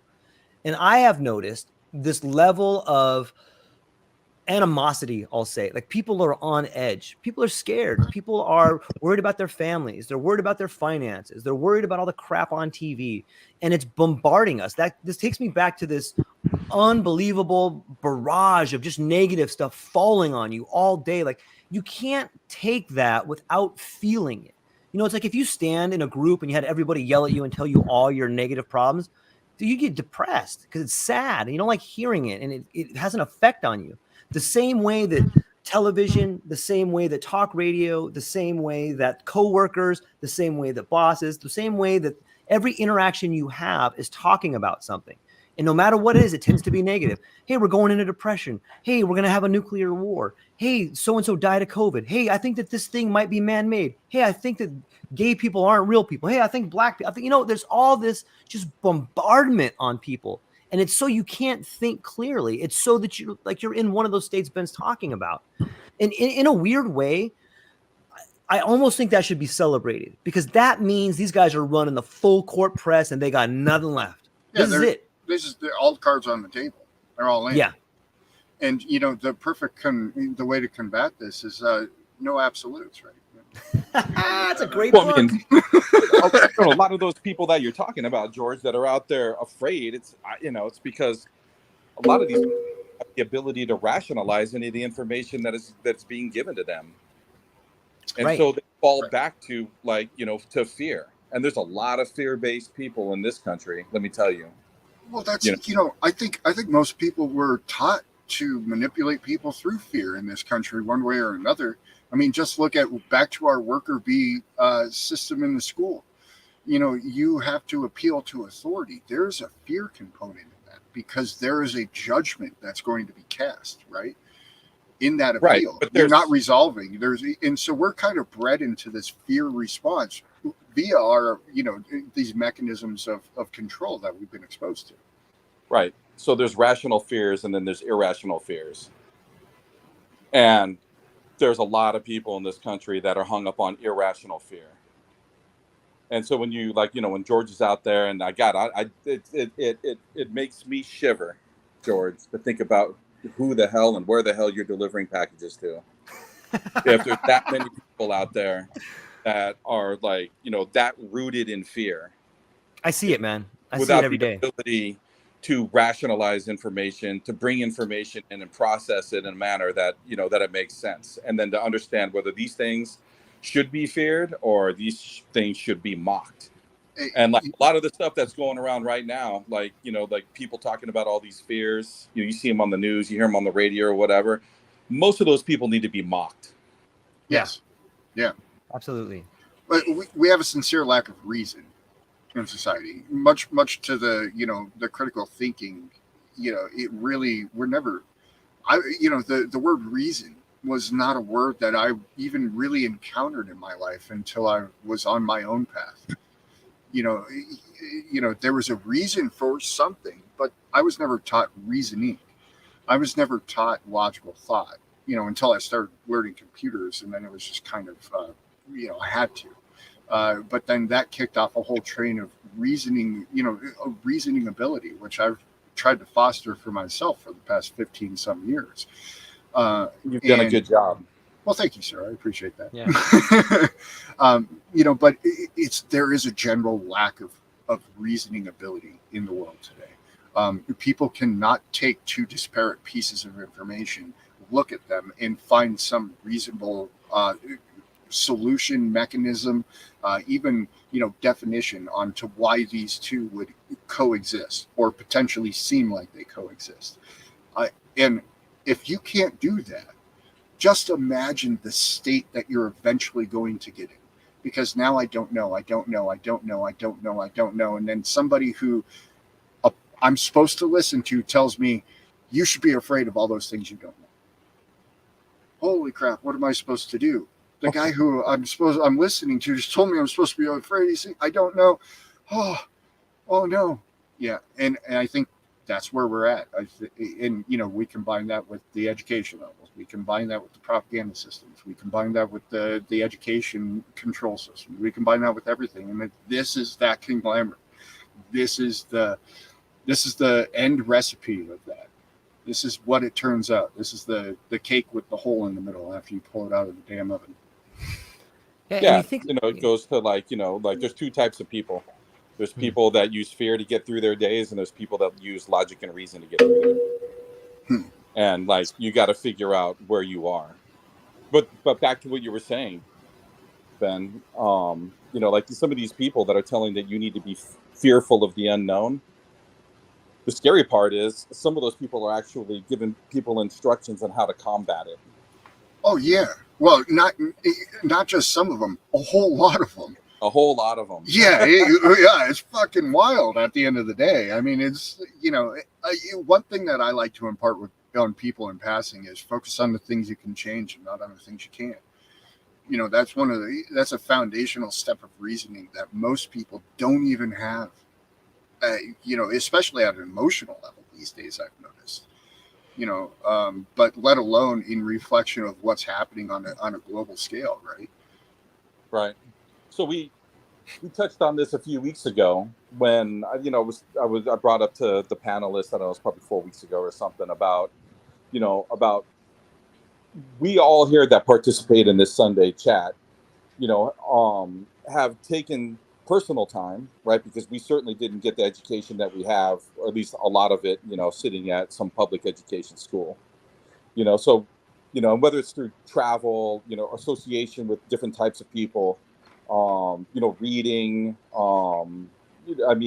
participation in arts and culture and stuff like that, have developed a foundation of knowledge. Right. And so, like, what would you suggest to people, like somebody who's listening to this podcast right now, who's like, hey, like some of the things these guys are saying make sense, and I would like to live my life with less fear. What would you suggest people to do, in order to be able to further educate themselves, have a better understanding of the challenges that are presented to them every single day, and to understand, when people are not being truthful, whether it's within government or media or, within like even the relationships that they have? Absolutely. My first answer will be entirely selfish. There was a guy who wrote a book back here called No Absolutes. And, jokingly aside, it is a foundation, a framework on how to view the world to facilitate exactly what you asked. However, to remove myself from the equation entirely, if somebody wanted to just start, I would highly recommend go research the Hermetic principles. And you could type in Hermetic principles. There's the Kabbalion, which is a great introduction to that. These are old school things that have some very foundational and fundamental applications to the real world, reasoning, ability to put things into a perspective and to see the world from a different point of view. That's where I would start. Nice. Yeah. Nice. Yeah. What about you, George? I would say you have a friend of yours give you the books, the Illuminati trilogy by Robert Anton Wilson, and tell him to start there? It's a great book, man. I'll tell you this. Conspiracies get you to ask questions. They may not be the questions that you or I would ask. They might be the ones that I would ask, but I think it begins the pathway of question asking. And I think that is something I would tell people to do is first off, do one thing every day that scares you. It doesn't have to be crazy, but maybe say something that you would normally say. Maybe tell somebody something that you wouldn't normally say. Do one thing every day that scares you. Like, just try that. And then try asking yourself, I got on my arm, I got a tattoo of Socrates because it forces me to ask the question, is that true? And I always tell my daughter, like, ask that question. Whenever somebody says something, just in your mind, ask the question, is that true? And if it is true, then you have a series of responses that you can give. But if it's not true, you don't even have to give a response because it's not true. You don't have to worry about it. But it's a great way for you to find out your truth. It's a good way for you to seek truth. It's a good way for you to begin the idea of investigating the life around you, your environment. Is that true? I don't know if it's true. I better ask some more questions. Is that true? I don't know. I'm going to go read a book. Is that true? No, that's not true. Well, then we can have a debate. But, I think that asking questions, is that true? And doing one thing every day that scares you are a great way for you to begin to thoroughly understand who you are and the environment in which you live. They're things that I do. So can I know I didn't hear most of your great. answer. Oh, yeah. Can I? Go ahead. Can I jump in there? Yeah. So truth is a funny word, right? Right. So what's true for me might not necessarily be true for you. I think that's a great foundational place to begin from. Can't we agree that there are truths, though? I don't think so. You don't think so? Mm-mm. Like, is it true that we see the sky as being blue? Not everybody. There's people who, they see millions of different colors. Their perception of blue is entirely different than what yours is. There's people who don't see blue at all. Is it true that, blue whales are the largest living creatures, animals on Earth? Not necessarily. I can help out. How about this? Ever. What I'm saying is like, there has to be some sort of accepted, truth. Relative truths. Relative. Right? And so, like, I don't think conspiracy theory is the place to begin to like asking like the question. Why? No. I wasn't saying conspiracy theory. I wasn't saying conspiracy theory. Yeah, I think that was what George was suggesting. When you mentioned conspiracy theory, and I've always said like conspiracy theory is intellectualism for dipshits. It's a great line. It's a great line. Because it's not rooted in fact or truth. It's rooted in theory. Anybody can go out and conspiracy theories. Okay, I'm gonna tell you guys something here. Break it down. I'm gonna break it down. So conspiracy theories make people who aren't so smart feel smart because they can have what they feel to be hidden knowledge. Intellectual conversations that are not rooted in fact or truth. And so as long as you are not too absurd, but yet absurd enough, you can be taken seriously in some of these circles, right? And that makes people feel good. It makes people feel like, hey, I know something.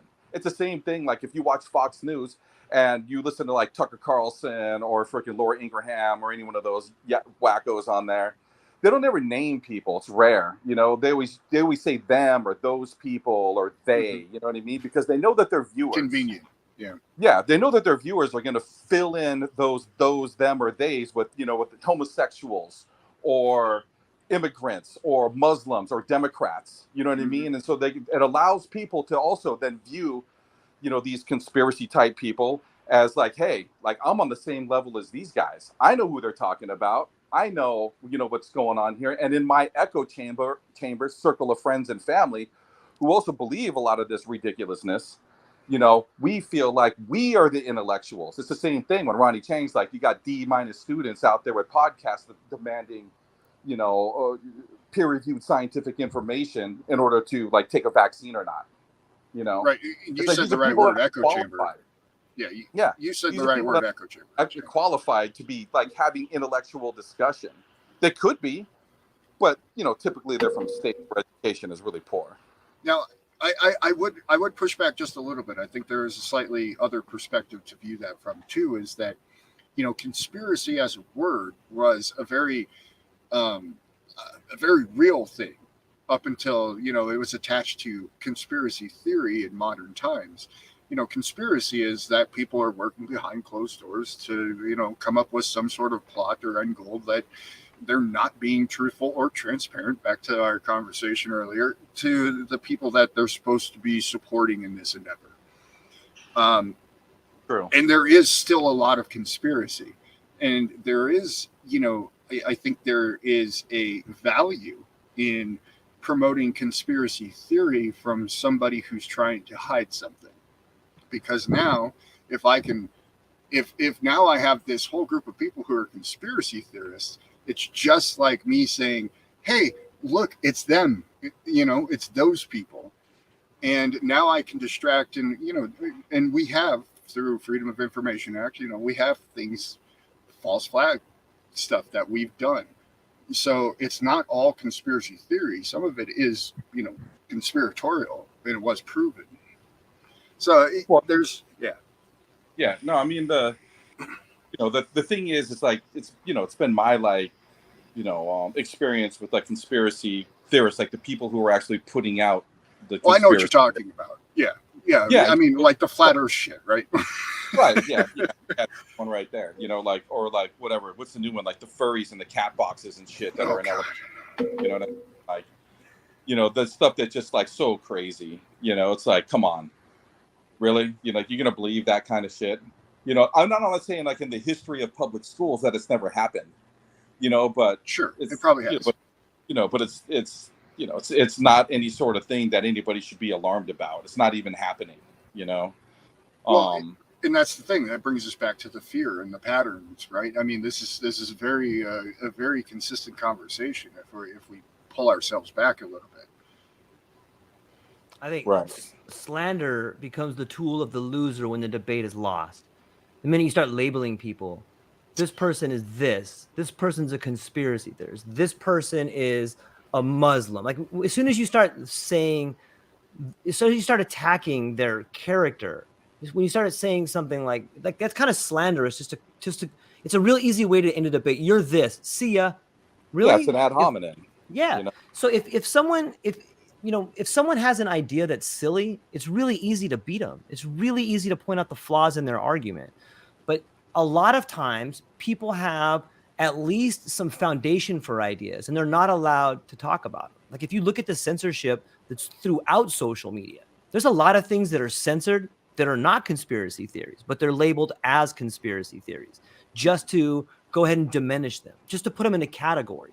If you think about that as a technique, like that is it's abhorrent. Like when you take away someone's ability to speak truth, like that is bad for everyone, because the ways people's minds are changed is through a solid debate. People can make up their own mind. Even the D student, even that guy that sat in the back of class that you think is a dummy, like that guy probably is pretty smart in some ways that were just not ways he could do listening to somebody preach about their ideas of English. Like, I know plenty of people that are, I once heard a good quote that said A and B students make the best managers because they do what they're told. And if you look at some of the colleges, like look at doctors go to school for like 25 years or 30 years.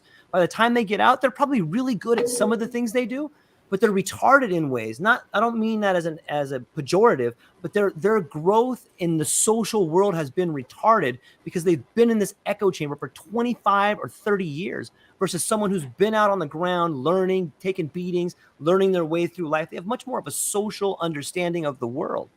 And so I think that we should be careful about just dismissing people as anything. In fact, wouldn't it be amazing if, here's something I tried to do during the COVID, the whole COVID thing that went on. Like, there was a lot of terms of conspiracy theory being thrown out there. This person thinks this, they're conspiracy. But the truth is, like, there's a lot of money being made in this whole mess. And I don't know who the winner is, and I don't know who the loser is, but I can tell you this, just taking a look at history, the best predictor of future behavior is past relevant behavior. And if you look at the past behavior of pharmaceutical companies, I can tell you they don't have the best interest of people in mind. And if we can all agree on that, then we must also agree that there's a very good chance that they don't have the best interest of people's health in mind now. And like that's a fact. That's not a conspiracy theorist. And I have never seen so many people jump on board. Like, listen, we all got to do this. Like, wait, what about all these horrible things that had happened 6 months ago? What about that? We're not talking about that. In fact, shut up. You're a conspiracy theorist. Get out of here. Like, that is an incredible problem. It turns into a term to slander people, like you said. Yeah, exactly. It turns, and another one that's getting thrown around these days is a racist, a Nazi. Yeah. You know, we have all these terms that we're placing people in these little boxes. And if I could call them that, and the people who listen to me because they are appealing to authority, because they don't have that reasoning ability, they're going to do the same thing. And that is essentially what our media on both sides of the fence is doing right now, is they are using that appeal to authority to deride, derive, and dismiss anybody who runs counter to their bottom profit line. Paul, last night you were telling me, I had asked Paul last night, for everybody listening, like, you know, we were talking about public shaming, and I'm like, you know, I don't understand why we don't bring that back. And Paul had a great answer that kind of put me on my heels a little bit. Can you share that answer, Paul, with everybody? Well, I mean, I think you were talking about public shaming and like, you know, as being a, you know, like a sentencing for committing a crime. Yes, I was. You know? And so, like, I don't think that the government should be involved in shaming people. Because it's cruel and unusual punishment, right? Cruel and unusual punishment, right? And so, you know, but that doesn't mean like, you know, people aren't going to go out there and, you know, commit crimes and do the time and come out and then, you know, be shamed by their family or peers or other members of their community or on social media or whatever. That shit happens. But, you know, I mean, there's really nothing about it. But we're supposed to be, you know, as a country, like, you know, and as a United States government, like, you know, we should be holding ourselves to a higher standard. But we seem to be like really like drifting backwards, you know, where like some of these, what I would consider to be, you know, barbaric types of, you know, consequences for people, whether it's in this country or in others, and the way that we deal with people around the globe. And, you know, I find it to be like, you know, it's off-putting. You know, we should be holding ourselves to a higher standard. And, you know, so therefore, I mean, you know, public shaming of people, you know, I don't believe in the death penalty. You know, I don't think government should be into retribution as well. Yeah, I think, you know, once upon a time when this country was first founded, there were some pretty clear lines defining, you know, government and people, and those lines have been blurred dramatically. Oh, right? Yes. And to the point where, you know, now you can't go a single day without a single politician publicly shaming another politician, policy, you know, agency, private institution, or even a private citizen. Yeah, I think to your point, there is something lost there, but I don't know that having that centralized power, I don't think that there's any other outcome to it. Because what happens is, you know, not only are we taught to appeal to authority, but now we are relinquishing authority to authority. And that has been a generational thing, to the point where, you know, the rights of the past are certainly not the rights of today. And, you know, the ability for the government to dictate, you know, just look at a mask mandate, for instance. You know, that's a wild thing, especially when you consider that the information that was being acted upon was very much amorphous and was changing constantly.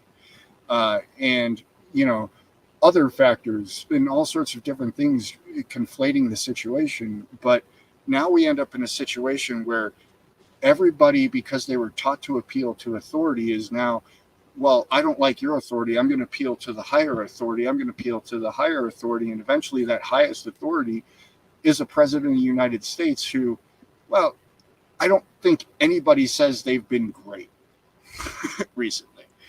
I mean, you know, you get some sycophants on all sides, but I don't think objectively, boy, how far back do you want to go?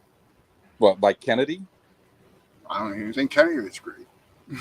Oh, you know, how far back do you want to go? I think once we've been into the 1900s, you're looking at a diminishing returns. And I think before that, it was so much conflict of trying to figure out the place in the world that, you know, depending regionally where you are, you might have a very different perspective on that. You think the problem is consolidating authority? And the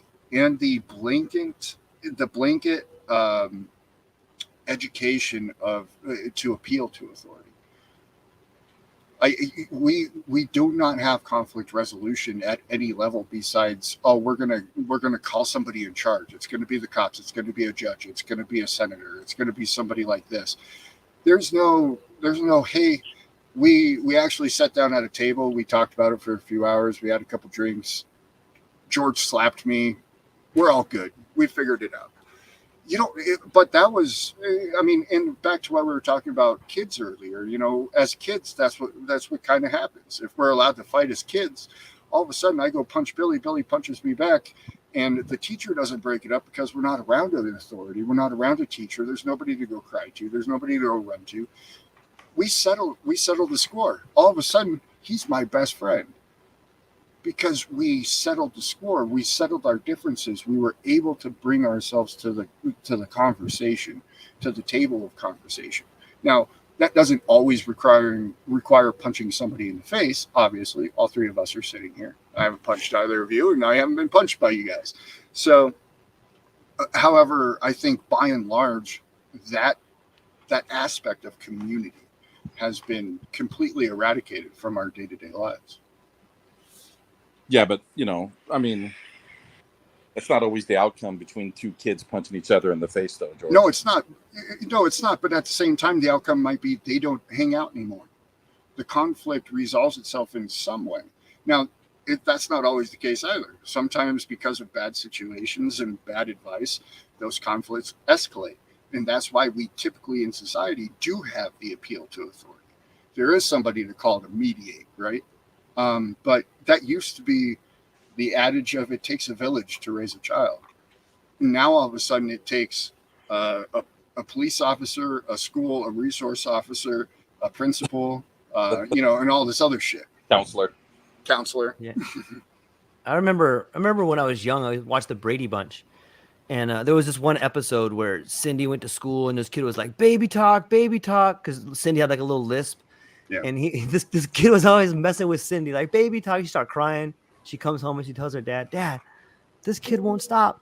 And dad grabs Bobby, like the little kid. Bobby, come over here. You don't know how to fight. This kid is making fun of your sister.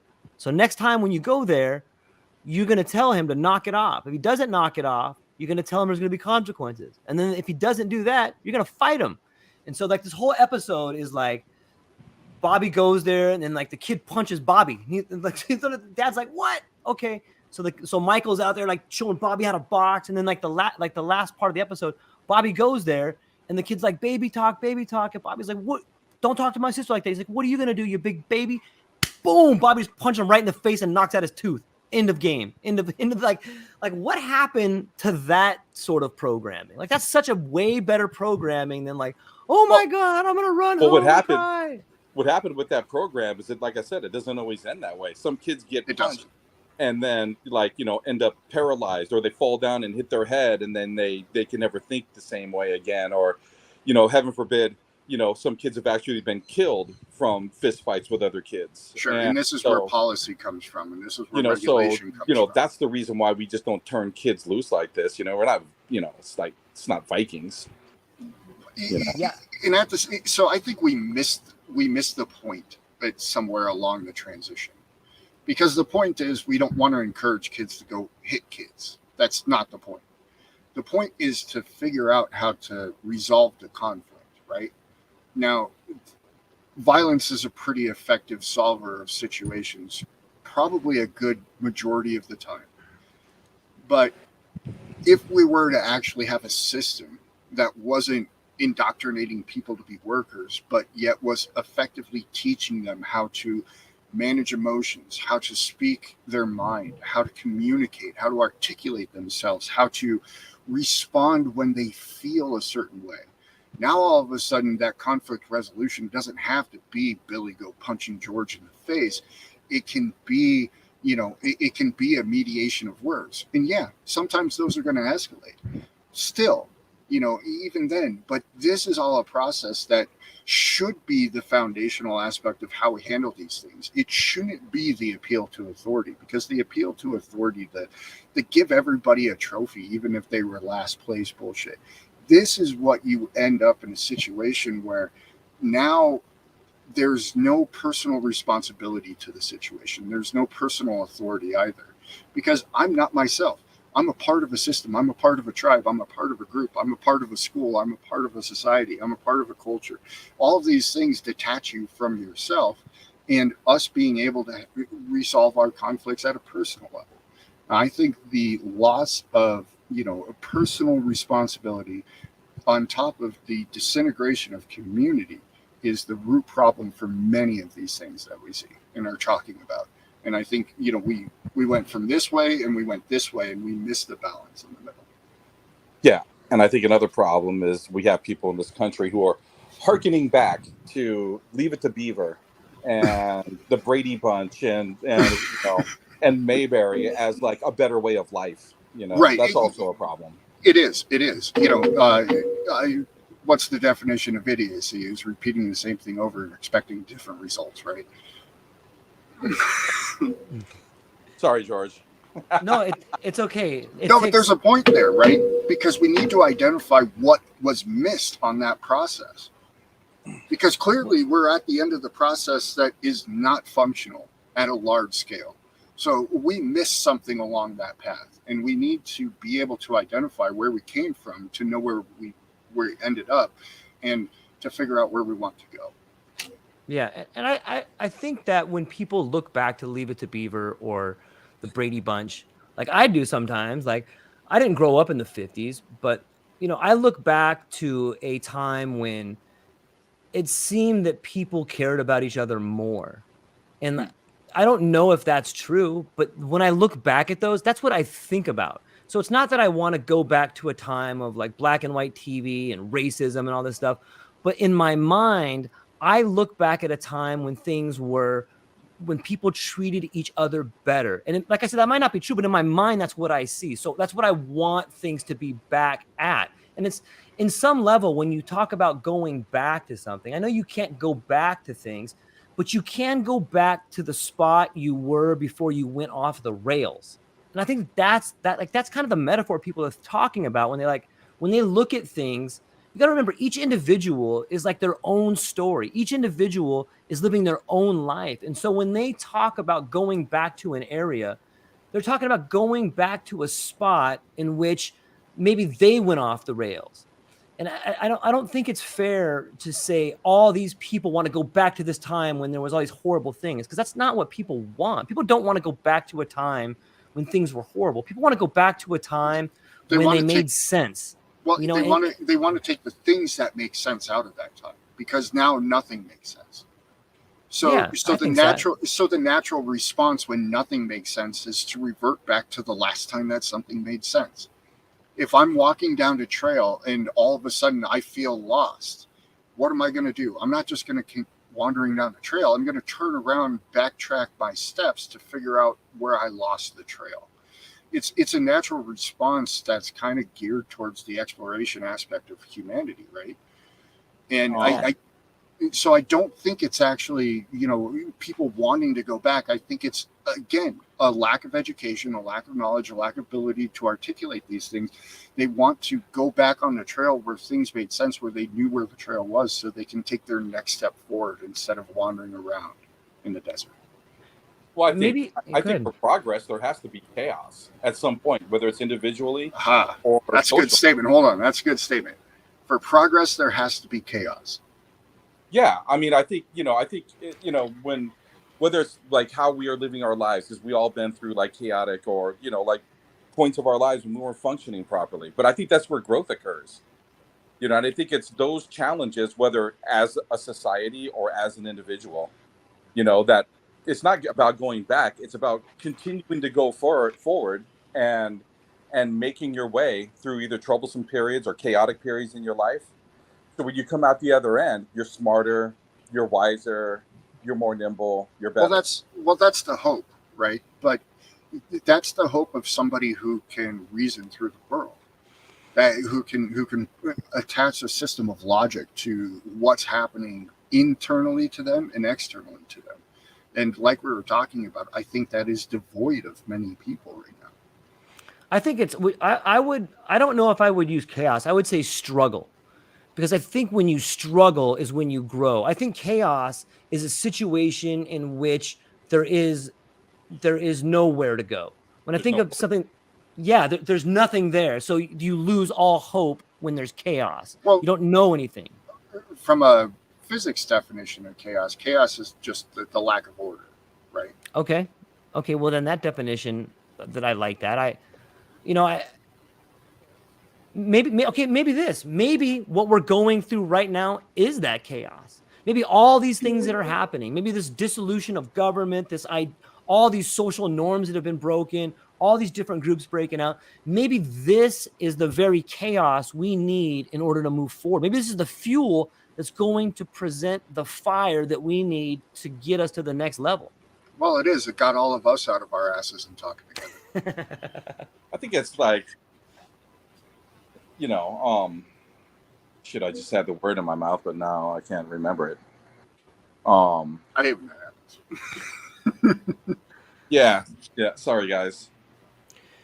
No problem, man. And sometimes I think when we talk about going back, like we use the metaphor of time, like we're going back, but maybe back doesn't mean time. Maybe back means like a pendulum, like it's swinging back and forth, not necessarily back in time. Maybe it's just going back and forth.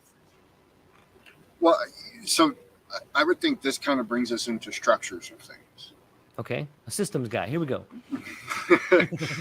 So, you could say the pendulum sways back and forth. We can say we're going back in time, right? But if we look at it from kind of, say, like a platonic solids, right? So we got a cube of things, and this is our existence. This is our reality. You're not necessarily moving back. You're moving within the system. As long as you don't move outside of the bounds of the system, then that would be moving back. But our system is something it's very amorphous. It's not a solid structure, right? It's all this chaos that we define order from. And so I think, it's not necessarily moving back. It's moving within the system to try to, plot our next step. It becomes more of a three-dimensional problem than a two-dimensional problem, if you will. Yeah, where you can reach back. Maybe you reach back instead of going back, but you can reach back and apply that to the thing, and then push it forward. And that would be as above, so below neuroplasticity, right? Well, I mean, it's what we do as people anyways when we're confronted with, situations that we're not comfortable with, or we're presented with the unknown, is that we move into our a familiar framework. Right. We go back to things that we understand and know to help us move forward through this unknown period. This brings us right back to McKenna. I'm sorry. Go ahead. Yeah, no. Let's hear about McKenna, George. I love the guy. Okay. This brings us back to McKenna, his idea of the archaic revival. When societies get stuck, they go back to the last place it was before they got stuck. The same thing happened in the Renaissance, right? Like they got stuck, and then they rebooted all the ideas of the philosophers. And so in a way, what you can see right now is this rebooting of a sort of tribalism. Like, look at the way shamanism is here. Look at the way ayahuasca is coming in. Look at the way these retreats are coming in. Look at this. This is sort of a throwback to archaic ways. We're seeing the absence of monotheism and the reintroduction of like a pantheism. There's all these gods now. There's churches coming up where you can go and worship Baba Ganoush or whatever it is you want to, the spaghetti monster, whatever. But there's this reintroduction to a time, and I think that this fits Ben's helical model. Like it's maybe it's not going back, but it's just reintroducing some of the old ways into the newer system. It's like building a second story on this new platform. Hey, let's take some of this stuff, this old architecture, and put it up here now. When we're building this new way. So, but in a way, it's an archaic revival. Does that make sense? And as above, so below, if we look at just the archaeology of the world, right? This is exactly what happens, right? This is the arc of things. This is, we build on layers and layers and layers. If you dig down, there's just more layers of stuff that we tried to do. Didn't exactly work out, so we built on top of it. We took a little from this, we took a little from that, and then this is our new iteration. And Right. iteration is a wonderful word for this. We are in a new iteration of society. And I would take, like, not that I think about it too. If you look at the end of nation states and this new emergence of city states, a city state kind of seems like, the like Greek not a throwback. well, or like a giant tribe, like the Cherokees or the Nation of Islam. It doesn't really have a place, but it has a place, and like that's the same. Like that's an archaic revival too. It's an archaic revival of old social structures being tried anew because the last structure has fallen down. And so you're hearkening back. Yeah, but it's not just hearkening back. It's hearkening back in conjunction with what we've done to plan the next step forward. It's saying, hey guys, apparently we left a brick out of the foundation over here. Maybe we should go back and figure out how to build a fucking foundation before we actually go off and build a house on top of it. What was the Tower of Babel? Oh, here we go.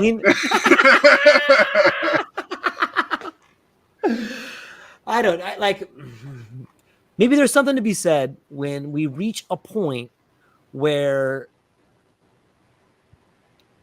we've gotten to a point where we're too big and the foundation can't hold.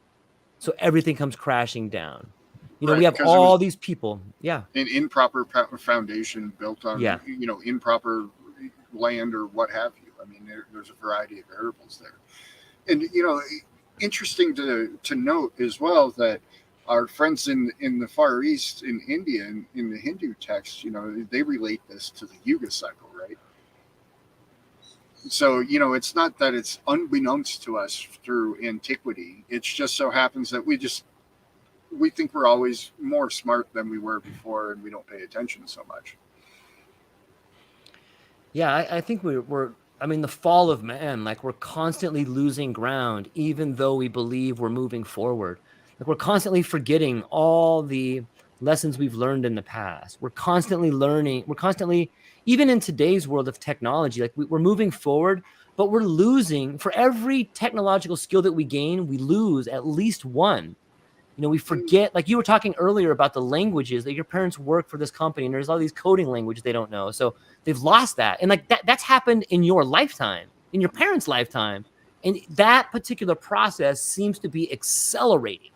So the more quicker we give ourselves to the world of technology, the quicker we get away from the very things that got us to where we are. And like that seems to be like this giant fall of man that we can't get away from. I don't know that it's that. Yeah. I really don't know that it's that. Why not? Because, for instance, we wouldn't be able to have this conversation without that movement of technology. And this, obviously this isn't going to change nations and foundation the future. But just imagine that it did, right? A thought experiment. Just imagine this conversation kicked off a cascade of events that it was harkened back to. In order for us to have this conversation, we had to go through those evolutional steps of technology, of society, of culture, of humanity, and without that, we wouldn't be able to take that next step. Now, that's not to say just like every step is not a forward step in what we do. And sometimes we do have to backtrack on that trail of things, right? But without that forward momentum, without that innate explorative nature of humanity, we would not be in this situation to create that next iteration of things. So I think there's some component that's necessary. And there is, and I think part of that necessity is the forgetting of pieces of the past. Just like we don't want Billy to go beat the shit out of George, we want to give him a better idea of why he doesn't need to beat the shit out of George, and he can resolve that conflict a different way. That's well put. So you're saying, I should not say so you're saying it, but it seems to me that what I'm hearing is that the process of forgetting is a necessity. It's not necessarily a bad thing. In fact, we have to forget in order to learn what's coming. Right. Well, there's only so much, and there's a technical term for this, right? We call it bandwidth. Right? Yeah. There's only so much throughput that can happen. There's only so much bandwidth that we have accessible to us on an individual level, on a communal level, on a societal level, and that bandwidth, by necessity, has to forget certain pieces of information for it to continue forward. But so if we play that through like 100 years, then pretty much everything we're learning now is going to be forgotten. Well, but it's also going to be different. If you were to rewind 100 years and ask them to describe the world from 1922 to 2022, and we have examples of that, right? We can see where that stretch of human imagination kind of falls off. But then we can also see where the evolution of technology picks up, and the forgetting of pieces that were archaic, that held up that ability to imagine the future were. I like that. That kind of brings about a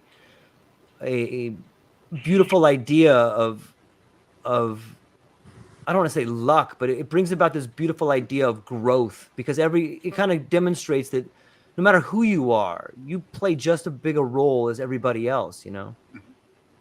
Right. And I think we can really ascribe that to as above, so below as well. Right. And internal, externally, that can be the individual experience as much as it is the communal or societal experience. Yeah.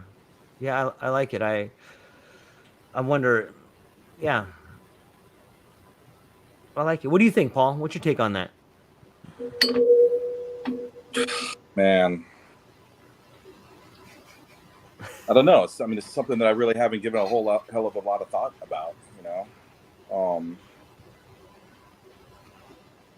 there are definitely clear examples of past technologies, archaic things that are no longer relative. Even from like 10 years ago, 5 years ago, so we continue to move in a direction that we're bringing new things in and moving old things out all the time. What does that do to society? Where do we go? I don't know. And so this kind of brings us back to retreats and those ferrymen and bridge keepers, right? Because then that's what gives value to those individuals, those groups of people, because and we're seeing it today. You can't scroll down Facebook without seeing like the survival handbook, how to build 100 different things to survive, or what to grow, or how to make all these old timey foods and all of this stuff, how to live off the land. So I think there's a lot of evidence that we can kind of correlate to this whole imagery that we're building here. Yeah, it's interesting to think about. Gentlemen, are coming up on the 2-hour mark. Gotta tell you, man. I know it goes by pretty quick, man. I gotta tell you, I really enjoy the conversations, and I enjoy getting to listen to you guys and challenge ideas and have mine challenged. And I feel like I come out the other side feeling pretty good about myself. So thank you for that. Likewise, gentlemen. I really much agree. The exploration of ideas is not something to be discounted. And to have the ability to consistently, from a perspective of, relative acceptance, we're all kind of dicks in our own way, right? But from relative acceptance, to be able to be heard, to articulate our ideas and have somebody actually think about them and actually put them into some sort of perspective, it's wonderful. So thank you very much, George, for hosting this damn thing. Yeah, man, I'm happy to do it. And so Ben, why don't you tell people what you got going on, what you got coming up, and what you're excited about? All right. Well, BenjaminCGeorge.com, the No Absolutes podcast is off and rolling. Where every week's going to be multiple live sessions, hopefully growing. More stuff will be coming from that. I got a timeline that I'm building for my websites that's taking anthropology, geology, some little astrotheology, and a couple other things, and putting them into some sort of rough draft of where humanity came from to maybe identify where we want to be going. Yeah, I heard a rumor that Paul might be coming on your podcast pretty soon. I don't know, Paul. You coming on my podcast? Yeah, you know, Hell yeah, brother. Let's do it next week. sounds good. All Let right. me know. We'll do And now Paul's favorite part of the podcast is giving his information about what he's got going on. Paul? Yeah, you know, I don't have a website. You can't really get anywhere. You know, I'm here on Sundays with True Life Podcast. Epic. You heard I'm that's to the have you. Sunday. That's not the Sunday Stig for anybody who's listening. That's right. Not to be confused with the Thursday Stig coming up. Right. Right. Yeah, no, it's a good thing you got going on here, George. I appreciate the opportunity to, you know, share some of my wackiness with other people. Not wacky at all, brother. It's a And little bit wacky. Yeah, I was trying to be nice. Come on, we're closing up here, folks. Come on. yeah, no, it's good. It's good, and I hope people that are listening to this, you know, find value in some of the things that we're saying. You know, that's kind of my hope. Well, and I think you said it yesterday too. Like, you know, I think that every one of us on this show is bringing a lot of value. And I think we all come from different backgrounds. And it's odd that we've all had some similar experiences. And I really think that that's what provides. It's not odd. Yeah, I know. And but I love it. I love that all three of us can be like, yeah, kind of, no. But I really think that that is what people can take away. And ultimately, that's what we want, is for people to take away at least something from this podcast that they can apply to their life. And maybe they agree with one of us, or maybe they disagree with all of us, but maybe they can find value in us trying to work it out. Yeah, that's I'd agree. I hope that's what they're getting. Yeah, me too. I feel there's untold value in a fantastic conversation. Okay, we'll leave it right there. That's beautiful. Thank you, ladies and gentlemen. We'll see you next Sunday. Aloha.